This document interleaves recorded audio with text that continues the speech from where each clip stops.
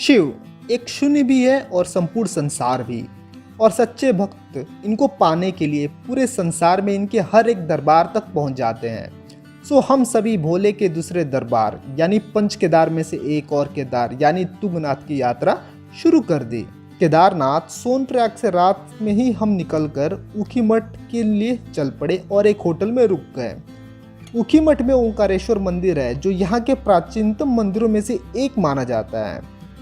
जहाँ एक तरफ 6 महीने केदारनाथ से लेके सभी पंच केदार और बद्रीनाथ जी के द्वार बंद रहते हैं, वहीं उन सभी मंदिरों की मूर्तियों को डोली में ले आकर यहीं स्थापित करते हैं और सर्दियों में यहाँ के पुजारी इनकी पूजा करते हैं। तथा पुराणों के अनुसार यह भी कहा जाता है कि बाणासुर की बेटी उषा और भगवान श्री राम के बेटे अनिरुद्ध का विवाह यहीं हुआ था।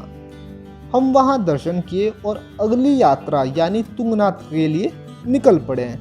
ऊखीमठ से चोपटा जो कि 25 किलोमीटर की दूरी पे था, मगर रास्ते में जाते हुए जो नज़ारे हमें देखने को मिल रहे थे, मानो यह रास्ता सचमुच स्वर्ग की ओर ले जा रहा हो। ऊखीमठ से लेकर चोपटा, तुंगनाथ यह सभी चमोली डिस्ट्रिक्ट के अंदर आते हैं और यहाँ के माउंटेन रेंज 2000 से लेकर 5500 मीटर की हाइट के अंदर आते हैं, जो गढ़वाल माउंटेन रेंज कहलाते हैं। चोपटा जाने वाले रास्ते वन में हैं और कहीं कहीं पर रास्ते इतने संकरे हैं कि साथ साथ 2 गाड़ियां भी निकलना मुश्किल है। तो अगर आप अपने व्हीकल से आएँ तो कोशिश करें कि स्पीड लिमिट में रहें और घर वालों को भी साथ साथ याद करते रहें। चोपटा बिगनर्स के लिए बेस्ट ट्रैकिंग डेस्टिनेशन में से एक माना जाता है, क्योंकि यह इजी टू मॉडरेट लेवल में काउंट किया जाता है और आपको किसी भी ट्रैकिंग स्किल की ज़रूरत नहीं। अगर आप केवल चोपटा आने का प्लान कर रहे हैं तो ऋषिकेश से 200 किलोमीटर की दूरी पर है। अगर आप खुद के व्हीकल से आ रहे हैं तो मैं रिकमेंड करूंगा कि आप अर्ली मॉर्निंग निकलें, ताकि पहाड़ों का रास्ता दिन दिन में कवर हो जाए। और अगर आप प्रकृति के नज़ारों का आनंद उठाना चाहते हो तो दिन का रास्ता बेस्ट माना जाता है। और अगर आप पब्लिक ट्रांसपोर्ट से आना चाहते हैं तो ऋषिकेश से सुबह जल्दी निकलना पड़ेगा, ताकि आखिरी बस 8:30 बजे तक की मिल जाए आपको, क्योंकि उसके बाद आपको कोई बस नहीं मिलेगी। अगर आप उसके बाद निकलते हैं तो आपको ट्रिप ब्रेक करके आना पड़ेगा, यानी ऋषिकेश से रुद्रप्रयाग, फिर रुद्रप्रयाग से ऊखीमठ और फिर ऊखीमठ से चोपटा। चोपटा तुंगनाथ का यह मेरा दूसरी बार यात्रा थी, मगर इस बार का नज़ारा कुछ और ही देखने को मिलने वाला था, क्योंकि पिछली बार ठंड के दिनों में यहाँ आया था तब बर्फ़ की सफ़ेद चादरें दिखाई दे रही थी, और इस बार तो ऐसा नज़ारा दिखने वाला था मानो प्रकृति बिना किसी श्रृंगार के अपना सौंदर्य दिखाने वाली हो। इतने लंबे सफ़र पर हम सभी पहली बार बाइक से राइड करने निकले थे, मगर वो कहते हैं ना कि सफ़र कितना भी लंबा हो, तकलीफ़ें कितनी भी हो, मगर प्रकृति हमें ऐसे नज़ारे दिखाती है जिसके आगे हम अपनी सारी तकलीफ़ें भुलाने को तैयार रहते हैं। चोपटा की तरफ जाने वाले रास्तों पर हमें एहसास हुआ कि इसे मिनी स्विट्जरलैंड क्यों कहा जाता है। करीब 1 घंटे में हम चोपटा पहुंच गए और वहां से तुंगनाथ की यात्रा शुरू कर दी। तुंगनाथ पंच केदार धामों में से एक तथा दुनिया के सबसे ऊंचाई पर स्थित शिव मंदिर माना जाता है, जो कि समुद्र तल से 3680 मीटर की ऊंचाई पर स्थित है। पुराणों के अनुसार कहते हैं कि कुरुक्षेत्र की लड़ाई में कौरवों की हत्या करने के बाद पांडवों पर अपने ही कुल की हत्या का दोष लग गया था, जिस वजह से शिव जी नाराज थे और इसी दोष का प्रायश्चित करने के लिए पांडव शिव जी की तपस्या कर रहे थे। मगर भोलेनाथ इतने नाराज थे कि वह प्रकट ही नहीं हो रहे थे। तब पांडव उन्हें काशी में ढूंढने गए, मगर वह वहाँ भी नहीं मिले। मगर शिव जी तो नंदी का रूप धारण करके गढ़वाल के हिमालयों के बीच छुपे हुए थे, लेकिन भीम यहाँ उन्हें ढूंढ रहे थे। तभी गुप्त काशी में पहाड़ों के बीच नंदी की आवाज़ सुनाई दी, जिसे देख भीम ने उन्हें पहचान लिया और उनको पूंछ और पैरों से पकड़ लिया। मगर शिव जी वहीं पृथ्वी में समाने लगे। मगर कुछ समय बाद उनके शरीर के 5 हिस्से अलग अलग जगह प्रकट हुए, जो 5 हिस्सों को पंच केदार के नाम से जाना जाता है, जिसमें से पीठ यानी हम का हिस्सा केदारनाथ में प्रकट हुआ, भुजा तुंगनाथ में, नाभि मदमहेश्वर में और चेहरा रुद्रनाथ में तथा बाल कल्पेश्वर में प्रकट हुआ, जबकि सर दोलेश्वर महादेव में प्रकट हुआ, जो अभी नेपाल में स्थित है। हालांकि भोले की इस तरह छुपने की कला को लेकर ही गुप्त काशी का नाम पड़ा था। तुंगनाथ की तरफ जाते हुए रास्तों पर ऐसे घास के मैदान इस मौसम में देखने को बहुत मिल रहे थे, जिसे यहाँ के लोग बुग्याल कहते हैं। हम सब अपने रोजमर्रा की जिंदगी में किसी भी काम को जल्दी करने के लिए शॉर्टकट पर इतने निर्भर हो गए हैं कि हम यहाँ भी जल्दी पहुँचने के लिए शॉर्टकट ढूंढ रहे थे। मैं 2 साल पहले जनवरी में यहाँ आया था, तब यहाँ केवल बर्फ की चादरें ही बिखरी पड़ी थी, मानो प्रकृति ने इन पहाड़ों को सफ़ेद कपड़े से ढक रखा हो।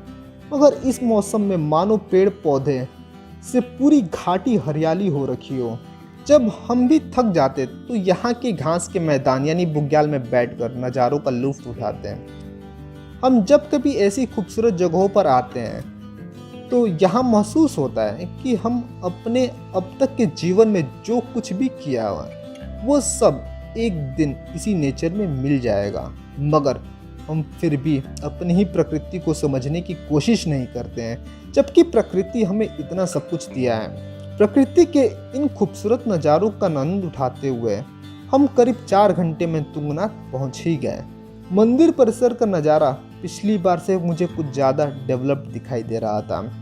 फिर हम सब ने भोले बाबा के दर्शन किए और आसपास के सभी देवी देवताओं, माता पार्वती, भैरव बाबा और भूतनाथ मंदिर के दर्शन किए और अगले ट्रैकिंग डेस्टिनेशन यानी चंद्रशिला के लिए निकल पड़े। चंद्रशिला जाने वाले रास्ते कच्चे और तीखी चढ़ाई वाले हैं। पिछली बार जब मैं यहाँ आया था तो यहाँ के पहाड़ बर्फ से पूरी तरह ढके हुए थे, जिस वजह से मुझे काफ़ी मुश्किल का सामना करना पड़ रहा था। मगर इस बार मुश्किल नहीं लग रहा था, क्योंकि यहाँ पे हमें रास्ते साफ और किस जगह पर कहाँ पैर रखने सब कुछ दिखाई दे रहा था।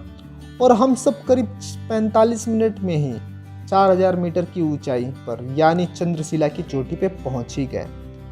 हिंदू पुराणों के अनुसार कहते हैं कि रावण का वध करने के बाद भगवान श्री राम यहीं आकर ध्यान किए थे, और यह भी कहा जाता है कि चंद्रदेव अपने खाली समय में यही ध्यान करते थे, जिनके ऊपर यहाँ का नाम चंद्रशिला पड़ा। यहाँ की चोटी पर गंगाधाम मंदिर है और कुछ सालों पहले तक यहाँ एक औरत भी रहती थी। पूरे साल वो कपकपाती ठंड में यहीं रहती थी, मगर अब उनका कुछ भी आता पता नहीं। चंद्रशिला की चोटी से टॉप हिमालयन पीक्स दिखाई देते हैं, जैसा कि नंदा देवी, त्रिशूल, बंदरपोंच और चकुम्बा पीक। यहाँ पहुँचने के बाद हमने आसपास के नज़ारों को देखने लगे और तब हमें एहसास हुआ कि क्यों भगवान श्री राम और चंद्रदेव यहीं आकर ध्यान लगाते थे, क्योंकि जितना सुकून यहाँ हमें मिल रहा था उतना शायद कहीं और नहीं मिल सकता। कुछ देर वहाँ वक्त बिताने के बाद हम सब नीचे उतरने लगे चोपटा जाने के लिए। पहाड़ों में सबसे खास बात यही होती है कि दिन के हर वक्त हमें अलग अलग नज़ारे देखने को मिलते हैं। शाम करीब 2 घंटे में हम नीचे चोपटा पहुंच गए और फिर रात हमने ऊखीमठ होटल में रुकने का प्लान किया और अगली सुबह ऋषिकेश के लिए रवाना हो गए। रास्ते में जाते हुए हमने देवप्रयाग में गंगा स्नान करने का प्लान किया। पौराणिक दृष्टि से देवप्रयाग बहुत ही महत्वपूर्ण जगह माना जाता है। यहाँ पर एक तरफ भागीरथी नदी जो गोमुख और गंगोत्री से होकर आती है, और दूसरी तरफ अलकनंदा नदी जो मंदाकिनी की नदी के साथ मिलकर आती हैं। यहीं पर दोनों नदियों देवप्रयाग में संगम तट पर मिलकर गंगा नदी का निर्माण करती हैं।